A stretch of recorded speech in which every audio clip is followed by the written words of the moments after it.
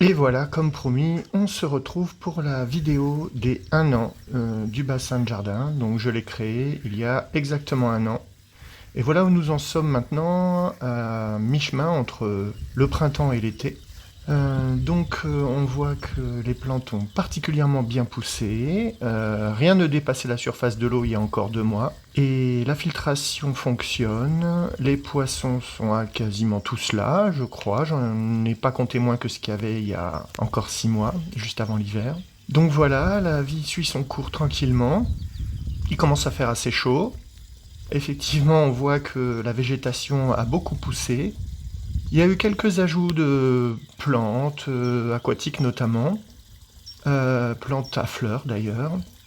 Donc là, on est juste après la floraison des iris. On voit l'écosse de floraison. Le panneau a été mis dans le sens longitudinal pour mieux capter les rayons du soleil.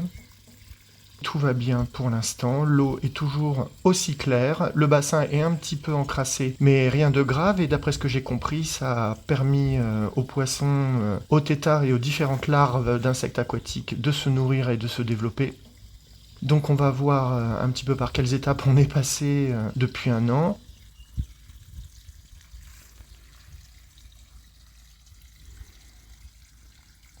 À commencer par la crépine de la pompe. Donc pour éviter l'encrassement, initialement elle était posée sur une pierre dans la fosse. J'ai décidé de la surélever afin de garantir qu'elle ne s'encrasse pas, elle ne s'obstrue pas, donc j'ai laissé la pierre. Évidemment, j'ai mis un petit support en béton que j'ai percé, qui d'ailleurs servira de refuge pour les poissons en hiver, quand la surface de l'eau sera gelée.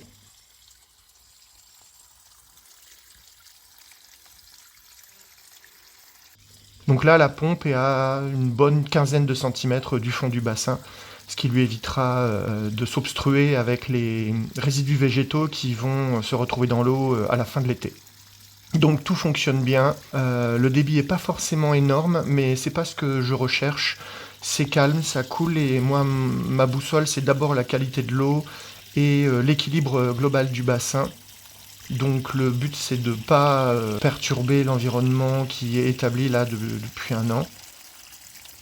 Et donc là, en ce moment, de 9h moins le quart le matin à 18h30 le soir, ça coule comme ça en fait. Voilà. Au niveau de l'ensoleillement, je suis assez content parce que le bassin est ensoleillé dans sa totalité 3 heures dans la journée.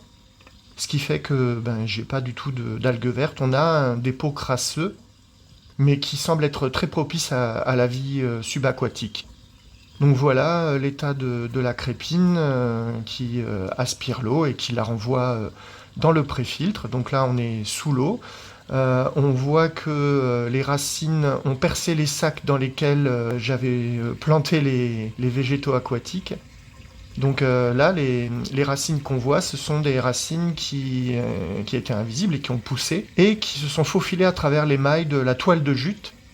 Et en tous les cas, les plantes se développent et j'en suis assez content. Donc initialement, dans cette partie-là du jardin, il y avait un petit jardin potager et il y avait un barbecue. Donc voici la vue du jardin actuellement. La zone engravillonnée, en fait, cache un épandage d'une fosse toute eau. J'ai décidé de faire cette surface pour éviter d'avoir à tondre de l'herbe trop haute. Il y a quelques années, on voit que le jardin était exactement le même, à la différence près qu'au fond à droite, là où il y a actuellement le bassin, eh bien nous avions un barbecue. Donc là, par exemple, on est au début de l'hiver, on voit encore le jardin potager, les 4 carrés.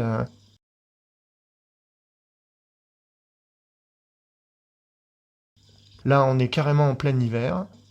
Toujours cette zone là-bas, voilà, à côté de la pergola, bon, qui était un peu une zone un peu oubliée. Et puis le barbecue étant fichu, je m'en suis débarrassé et j'ai essayé de trouver une idée pour que cette zone du jardin soit plutôt accueillante, intéressante. Et donc on va se concentrer sur cette partie-là du jardin qui est plein est, en fait. Donc voilà, on part de ça. On voit encore la fissure sur la cheminée du barbecue avant que je m'en débarrasse, j'avais peur qu'il me tombe sur les pieds. Donc voilà, l'idée, ça a été de virer le barbecue, le mettre à la déchetterie et puis commencer à creuser. Donc là, on est en plein dans les racines de thuya, de noisetier, de tout ce qu'on veut. J'ai testé, à un moment, j'ai cru que j'allais réussir à faire une mare sans bâche, sans EPDM. Donc l'eau tenait, mais le problème, c'est que l'eau était de très mauvaise qualité et on voyait pas à travers. Donc je me suis résolu à mettre un EPDM. Je l'ai calé avec des pierres. Et puis on voit que là, dans la foulée, j'ai testé la pompe et ça s'est mis à fonctionner immédiatement. Mais j'ai vite compris que le bassin serait quasiment tout le temps à l'ombre. Donc il a fallu prendre des décisions, comme par exemple rogner le noisetier. Et puis bien sûr tailler la haie. Alors là, on est encore dans la période estivale, il y a des oiseaux qui nichent, donc moi je touche à rien tant que on n'est pas sorti de la période de nidification. Et donc là, au sortir de l'été, en automne, je taille la haie et puis on voit que le noisetier s'est refait une santé. On voit que tout ce qui a été semé, les plantes fleuries, l'herbe, tout ça a bien poussé. Et puis bon, on se retrouve là, un an plus tard, dans ces conditions. Le bassin est presque dissimulé, mais moi je trouve ça bien. Et par contre, ce qui prime, c'est la qualité de la vie aquatique, végétale et animale. Donc là, on voit quand même qu'il y a une surreprésentation des demoiselles, des libellules, enfin des odonates en général, avec des espèces différentes. Je vous mettrai les noms dans la description. Donc on a beaucoup d'espèces différentes et puis bon bah ça se reproduit à tout va. Et on a tout simplement la deuxième génération là qui arrive, puisque dès l'année dernière, les insectes se sont sentis bien dans le bassin et se sont reproduits. Et la preuve de ça, c'est tout simplement les exuvies, c'est-à-dire quand un odonate fait sa mue imaginale, eh bien, il laisse la peau du dernier stade larvaire accrochée après une branche ou une tige. Donc voilà, la libellule déprimée, énorme, magnifique, qui a son petit coin favori. Donc ça virevolte dans tous les sens et j'en suis plutôt content. Et donc on va voir ces fameuses exuvies, ce qui reste de la mue imaginale d'un odonate. Donc là on a ce qui reste par exemple d'une libellule déprimée. Alors il y a des arachnides également dans le bassin. Là, j'en vois que j'ai pu filmer ce crapaud commun qui se balade. Alors, pas étonnant que les batraciens soient attirés par le bassin. Bon, voilà, c'est une pièce d'eau, donc que ce soit la grenouille rousse ici ou le crapaud commun, ça les attire. Et puis, bon, bah, mon objectif était de favoriser le développement des batraciens. Ça n'a pas loupé, puisque au sortir de l'hiver, pas tout à fait, il y a encore gelé après d'ailleurs cette ponte, j'ai pu avoir le plaisir de découvrir une ootech de batraciens et puis des têtards, et puis évidemment ça n'a pas loupé. J'ai remarqué un soir qu'il y avait des toutes petites grenouilles ou crapauds, je ne suis pas certain de l'espèce dont il s'agit.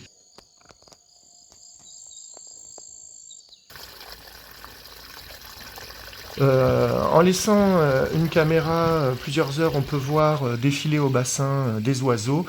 Donc juste avant, c'était une fauvette à tête noire, une mésange charbonnière.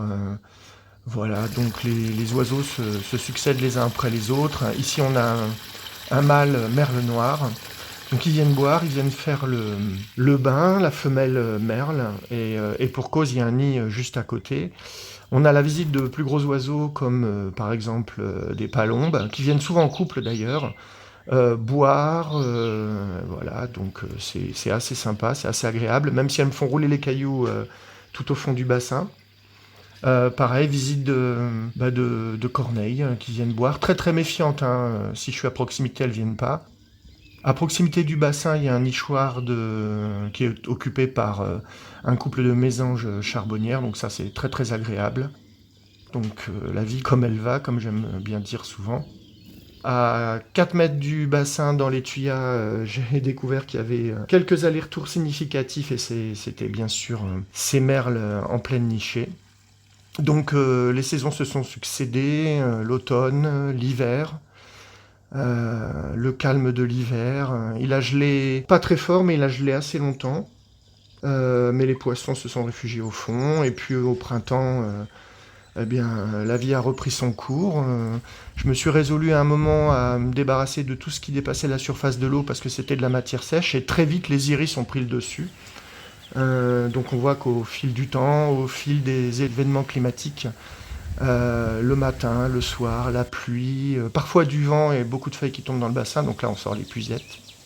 Et puis là, juste après l'orage, un moment calme, un moment agréable, et donc on se retrouve là aujourd'hui dans cet état de développement végétal et animal, et j'en suis très content.